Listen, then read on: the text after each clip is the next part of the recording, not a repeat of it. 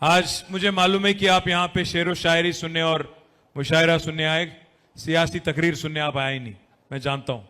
इसलिए ज़्यादा वक्त नहीं लूँगा और ज़्यादा कुछ भी नहीं बोलूँगा। बस एक ही चीज़ कहूँगा आपसे। मैं 2-4 दिन पहले कहीं बाहर एक प्रोग्राम था, वहाँ से निकल के तेलंगाना भवन जो हमारी पार्टी की हेड ऑफिस है बंजारा हिल्स में, वहाँ जा रहा था। रास्ते में वो सिटी सेंटर के पास सिग्नल पड़ गया तो वहीं पे रुक गए। इतने में एक ऑटो आ गया मेरे साइड में, मेरे खिड़की के पास आ गया। ऑटो चलाने वाले भाई साहब सलाम करे, मैं भी सलाम बोला। शीशा नीचे करो बोले तो मैं शीशा नीचा कर लिया।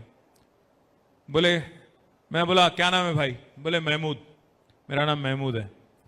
बोला क्या हाल है, क्या बात है? आप बोले शीशा नीचा करो, मैं कर लिया। बोलो क्या बात है?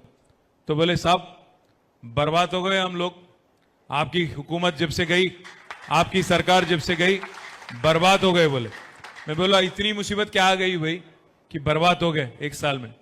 बोले नहीं साहब, पहले ही अच्छा था, ये माहौल ठीक नहीं लग रहा, कुछ भी अच्छा नहीं लग रहा साहब। बोले, तो मैं बोला क्या करेंगे फिर? तो उन्हें बोले कुछ करो साहब। बोला क्या करूं भाई, एक वोट का सजा, एक गलत वोट का सजा, एक गलत फैसले का सजा 5 साल है, मैं क्या करूं? उन्होंने क्या बोले मालूम? साहब कोई तरकीब नहीं है क्या?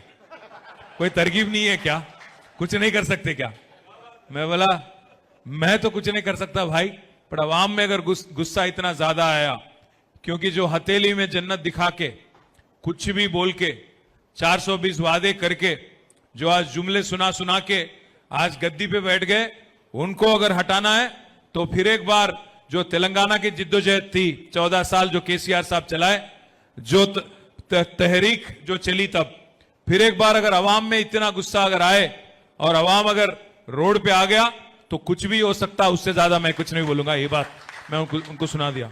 मैं इसीलिए आपको ये बात याद दिला रहा हूं, 14 साल जब केसीआर साहब भी जिद्दोजहद कर रहे थे टीआरएस के नाम पे, जब केसीआर साहब भी बार बार कह रहे थे कि कोई एक जमात की या कोई एक तबके की जंग नहीं है, ये तेलंगाना के लिए इंसाफ की जंग है करके 14 साल जब उन्होंने बहुत जोरों शोर से तहरीक चलाई, काफी सारे हमारे भाइयों में भी उनके मन में शंका थी, डाउट थे कि क्या होता क्या नहीं होता, बनता क्या तेलंगाना, नहीं बनता, बनने के बाद अवाम हैदराबाद में कैसे रहेंगी, यहां पे फिर कोई दंगा फसाद हिंदू मुस्लिम के नाम पे, आंध्रा तेलंगाना के नाम पे, कोई और नाम पे कुछ होता क्या, लॉ एंड ऑर्डर कैसे रहेगा, हैदराबाद जो एक बहुत ही खूबसूरत और बहुत ही मशहूर शहर है पूरे दुनिया में, इसका क्या होगा।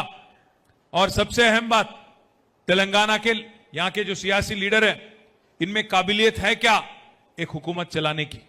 इतने सारे सवाल हमारे मन में बिठाए गए, पर आपने देखा हर सवाल का जवाब 10 साल में केसीआर ने पूरे हिंदुस्तान को दिया, तेलंगाना को नहीं।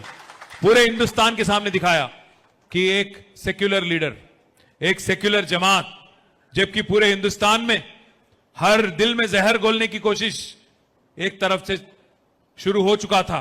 एक तेलंगाना ऐसी जगह थी, एक तेलंगाना ऐसी रियासत थी जहां हर कोई, हर गरीब इंसान, चाहे वो हिंदू हो, मुसलमान हो, ईसाई हो, सिख हो, बुद्धिस्ट हो, जो भी हो, मजहब के नाम पे सियासत नहीं किया गया।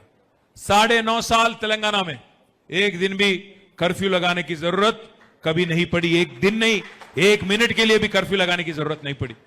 मैं भी इसी हैदराबाद शहर में, मेरी भी यहीं पे स्कूलिंग हुई। बचपन में हम लोग इंतजार करते थे बच्चे कि भाई कब कोई त्योहार आती और छुट्टी मिल जाते कर्फ्यू के नाम पे। पर केसीआर जब से आए बच्चे बड़े नाराज हैं, बच्चे बहुत नाराज हैं, स्कूल जाने वाले बच्चे, क्योंकि कोई कर्फ्यू लगाने की नौबत नहीं पड़ी, जरूरत नहीं पड़ी, उनको छुट्टी नहीं मिल रही, काफी बच्चे परेशान हैं। मैं बट एक चीज तो जरूर कहूंगा, आज तेलंगाना जो मिसाल के तौर पे हिंदुस्तान में बात किया जा रहा था, जिसकी जिक्र की जा रही थी, आज जब से कांग्रेस की दौर आई 1 साल से, आज क्या हो रहा है आप मेरे से बेहतर जानते हैं। मैं गया था किशन बाग, बहुत दूर पूरे कॉन्स्टिट्यूंसी में, हमारे बहन और भाई तेलंगाना भवन चल के आए, वहां से जो मूसा के इतराफ में, मूसा नदी के इतराफ में आके बोले भाई हमारे साथ नाइंसाफी हो रहा, पट्टा हमारे को हुकूमत दी, परमिशन हुकूमत दी, आज हमारे को बोल रही कब्जा करे बोल के हमारे को बोल रही, हमारे को हकालने की कोशिश कर रही, आप आओ हमारे यहां। अच्छा आप वहीं से आए, तो हम लोग गए वहां पे। देर रात को 9:30-10 बजे हमारे बहनें और हमारे भाई काफी बड़े तादाद में बाहर निकले और हमारे साथ बस उनका बस एक ही बात कहना था। बोले कि साहब हम समझ गए कौन तेलंगाना के खिदमत करने वाले, तो कौन तेलंगाना के हिफाजत करने वाले हैं और कौन तेलंगाना के दोस्त हैं। हम समझ गए भाई, हम आपके साथ रहेंगे, आगे चल के भी आप हिम्मत से लड़िए।